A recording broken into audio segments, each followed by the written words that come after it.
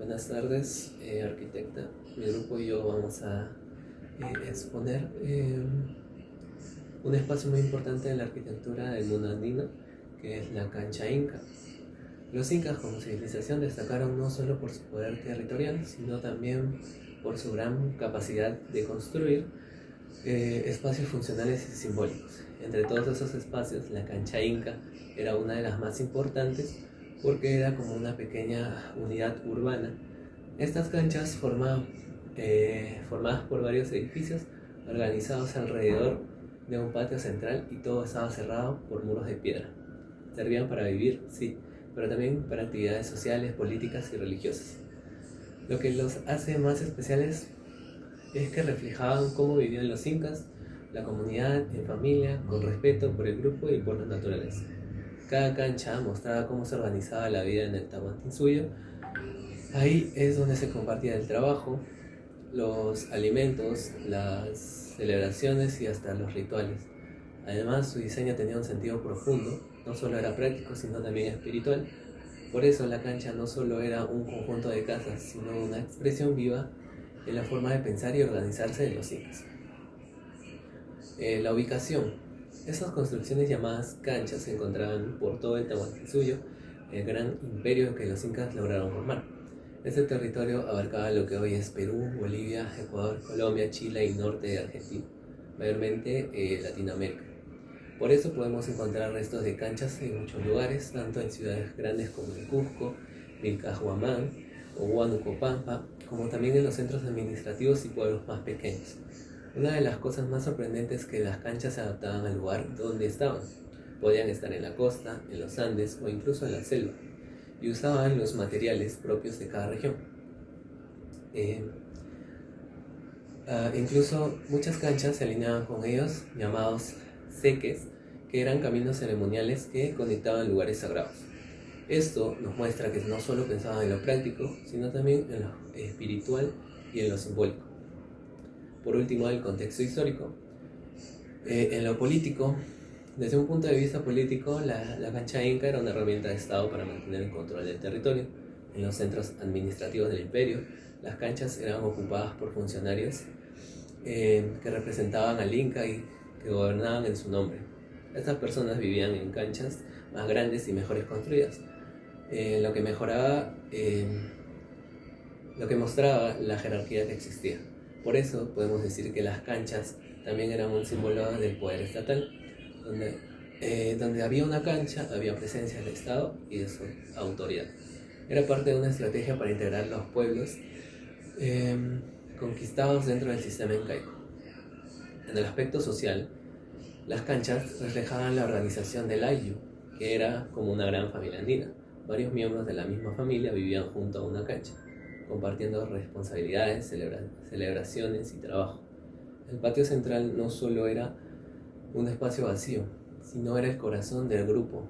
Ahí es donde se hacían las reuniones, se cocinaba, se tejía y también se realizaban rituales. Además, dentro de la cancha había cierta organización. No todos vivían en cualquier lugar, sino que habían sectores según la función del rango de las personas. En resumen, la cancha era un reflejo de la vida comunitaria y de los valores andinos, como la reciprocidad, la solidaridad y el respeto por la naturaleza. Finalmente, desde el aspecto económico, el punto de vista es donde la cancha tenía un papel muy importante. Muchas de esas estructuras tenían dentro depósitos llamados kulkas, donde se almacenaban alimentos como maíz, papas o productos textiles, herramientas, cerámicas, etc. Estos productos venían del sistema de tributo, que no era... Buenas tardes con todos. El día de hoy les voy a explicar cómo se organizaban las ciudades incas a través de su unidad básica, la cancha. Esta estructura refleja el urbanismo, la arquitectura y la visión en el mundo urbano. Primero, centrándonos en el urbanismo, la cancha era una ciudad cerrada con varias construcciones alrededor de un patio central y una sola entrada. Varias canchas formaban barrios con funciones específicas, residenciales, administrativas o religiosas. Estas representaban una jerarquía urbana que era prácticamente clara. Esta planificación modular facilitaba la expansión y el control de las ciudades. Sobre la arquitectura, estas estaban construidas principalmente con piedra. Tenían muros inclinados, puertas en forma de trapecios, techos o dos gotas de agua, y un diseño simple pero resistente. Los recintos se usaban como viviendas, almacenes o espacios rituales, siempre distribuidos alrededor del patio central. Sobre la planimetría, tenían una planta rectangular o cuadrada con una distribución simétrica de los recintos. Su orientación respondía al terreno y muchas veces a elementos sagrados del paisaje. En ciudades como Cusco u Ollantaytambo seguían una traza modular ordenada y adaptada al entorno. Si relacionamos los tres aspectos que he mencionado anteriormente, la arquitectura, la planimetría y el urbanismo, estos estaban estrechamente integrados.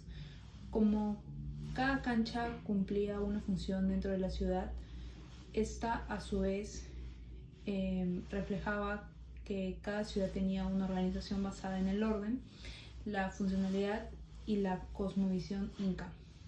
La cancha inca no era solo una construcción, era el núcleo de una ciudad bien planificada que combinaba los aspectos técnicos, la estructura social y una conexión con el entorno.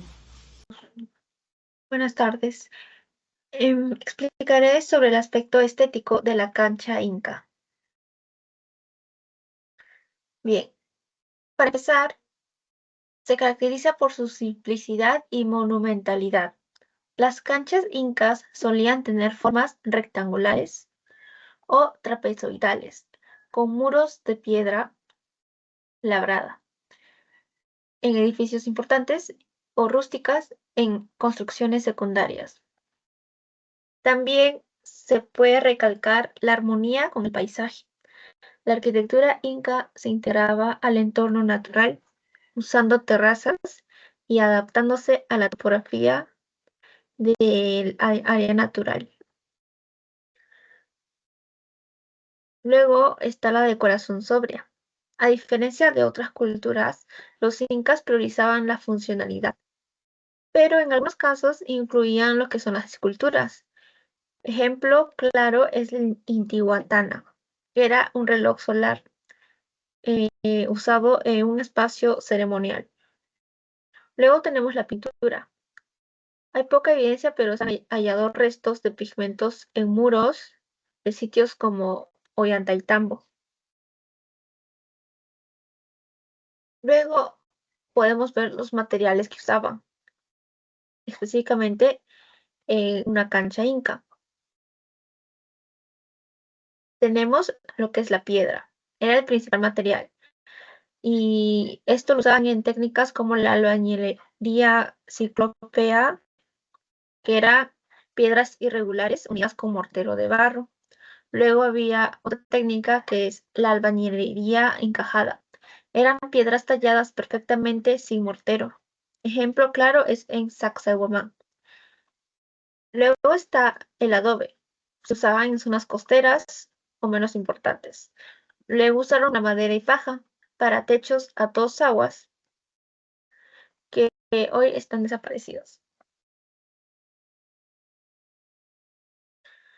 Entramos al aspecto bioclimático.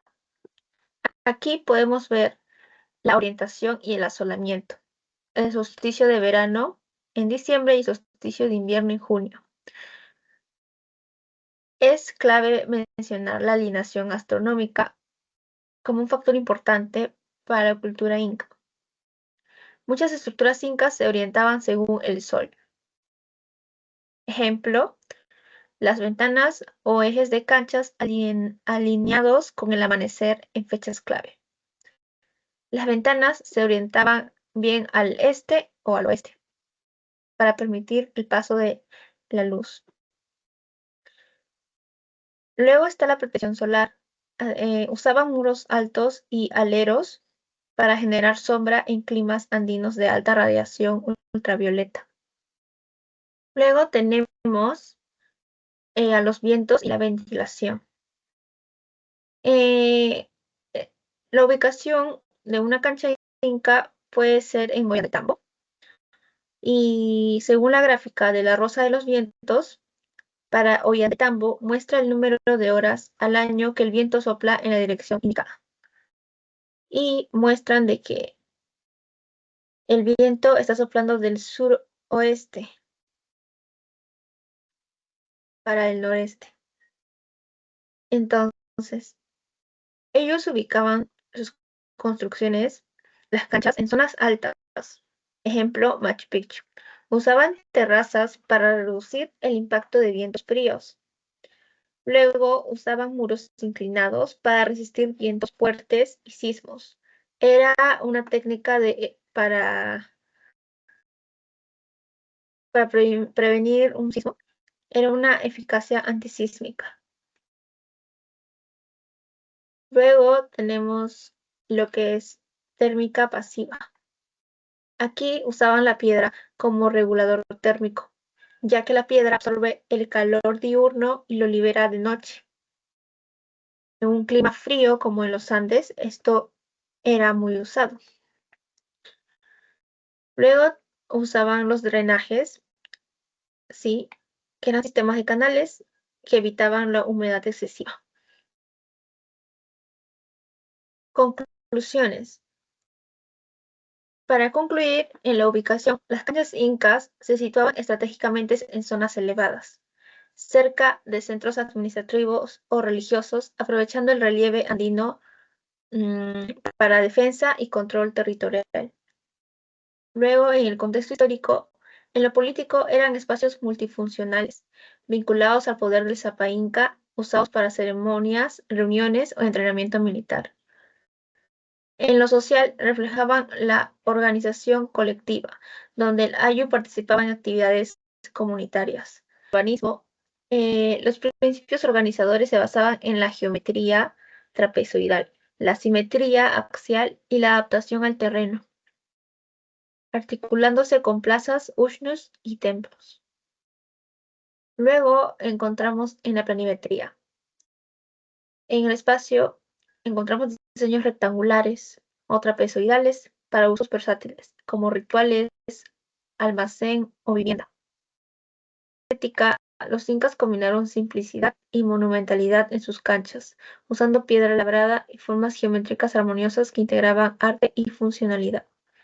Luego, en el aspecto bioclimático, orientaron sus construcciones para aprovechar el sol y protegerse del viento, usando materiales como la piedra para regular temperatura naturalmente. Eso es todo. Muchas gracias.